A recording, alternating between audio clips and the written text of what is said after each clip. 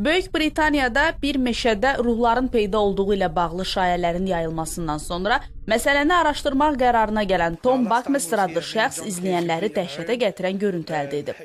Gecə saatlarında meşəyə gələn Tom burada iddia edilən ruhların axtarışına çıxıb və axtardığını artıqlaması ilə tapıb.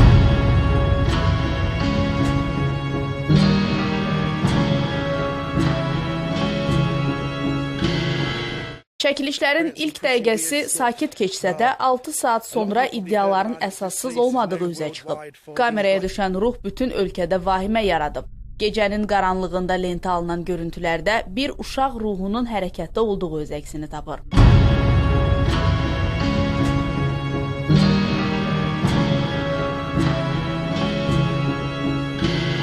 Tom yerli mediaya açıqlamasında yaxınlıqda ruhun gəzməsindən xəbərsiz olduğunu, bir gün sonra görüntüləri izlədikdən sonra olayın fərqinə vardığını bildirib. Kadrlarda yeriyən obyektin canlı insan olmadığı da demək olar ki, təsdiqlənib.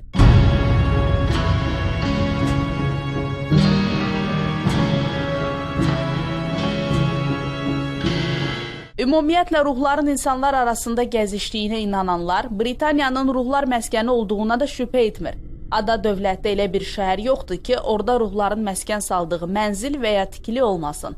Sakinlərin sözlərinə görə, hətta bəzən insanların olmadığı boş ərazidən gülüş səsləri, qışqırıq sədaları gəlir.